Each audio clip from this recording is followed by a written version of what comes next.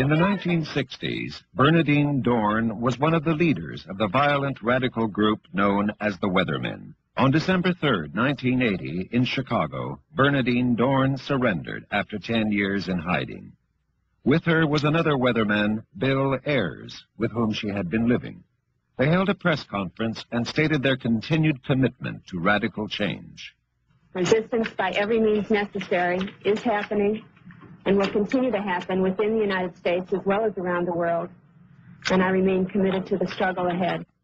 The man with Bernardine Dorn, Bill Ayers, was one of the key members of the Weathermen during the 1960s. A man who knew Ayers well during those years was Larry Grathwohl, a former member of the Weather Underground, which had developed close ties with the Cubans. Well, when the Cubans viewed the revolutionary struggle in the United States, they recognized the fact that the left as it existed in 69 and 70 was not capable of overthrowing the government by itself. Consequently, they had hoped that the group itself would be able to attack the system from within and provide assistance to the international movement, the international communist revolution. As a weatherman, if I became cut off from the main body of the organization, the Weather Underground organization, I could make contact or reestablish contact by going to the Cuban embassy in Mexico or Canada and asking to, as an example, I wanted to get in touch with Bernardine Delgado. That was the code word, Delgado. And I would tell them that I'm Larry Delgado and I can be reached at such and such a phone number or at such and such an address, and the Cubans would make the connection and put me back in contact with the How do you know this? I don't. How do you know this information? Bill Ayers gave me those instructions it was either February or March of 1970 in Detroit. The Cuban DGI is organized into 7 departments and subdivided into geographic sections, the largest one being the United States section. It controls North American operations, including the UN, diplomatic posts, and radical groups. During the 1970s, hundreds of young Americans circumvented U.S. travel regulations to go to Cuba to harvest sugarcane and experience the Cuban Revolution firsthand. As a cover for the recruitment of the Weathermen, the DGI organized the Venceremos Brigades. The organizers, tour guides, and hosts were officers of the DGI who used the occasion to train young American radicals.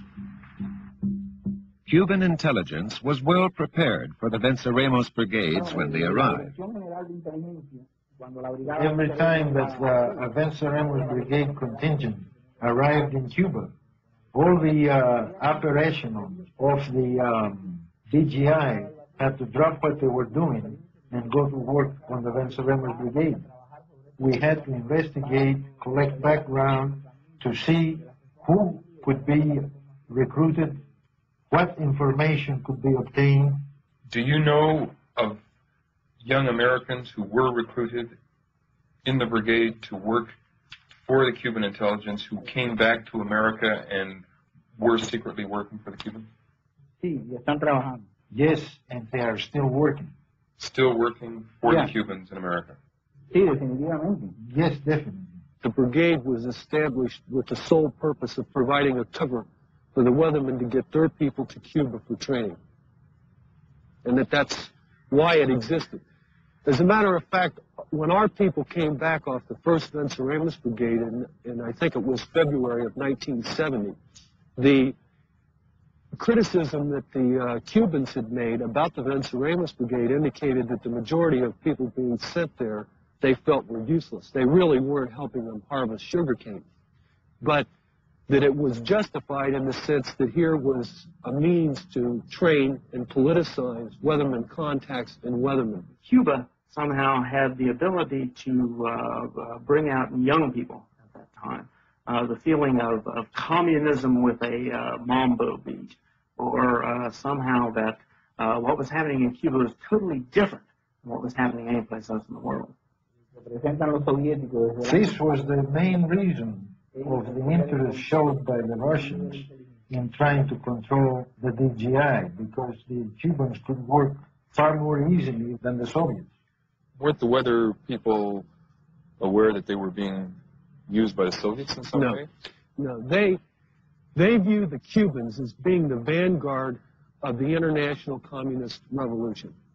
Now, the vanguard essentially means that the Cubans are at the very tip of the spear. They're the leadership. The Russians are being used by the Cubans. Now, this is the Weatherman's rationalization of this interaction between the Soviets and the Cubans. The Cubans said, you've got to become active. You've got to start doing things. And planning a national action to protest the beginning of the Chicago 8 trial and to commemorate the riots during the Democratic National Convention of '68, and to protest the war in Vietnam is not action. Action requires that you confront the system violently. So when the Weathermen got back from Cuba, they changed the national action to the Days of Rage. The Days of Rage in October 1969 was an attack on the city of Chicago and its police department.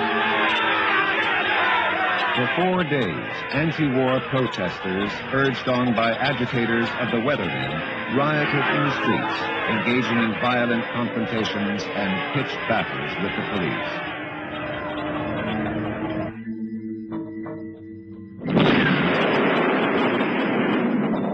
Quebec during the 1960s was rocked by terrorist bombings and confrontations between the police and French-Canadian separatist demonstrators supporting the FLQ. DGI contacts within revolutionary organizations like the FLQ had built an international terrorist ring. It was late March or early April of 1970. I was in Buffalo, New York. The FOCO there consisted of 5 people. Bill Ayers and Naomi Jaffe were 2 of those people. Bill and Naomi left and went to Canada.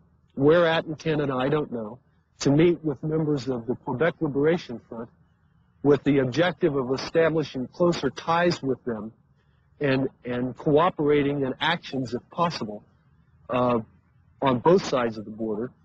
And they also received, it was either $2,000 or $3,000 from the Quebec Liberation Front that had been sent from Cuba for the Weathermen.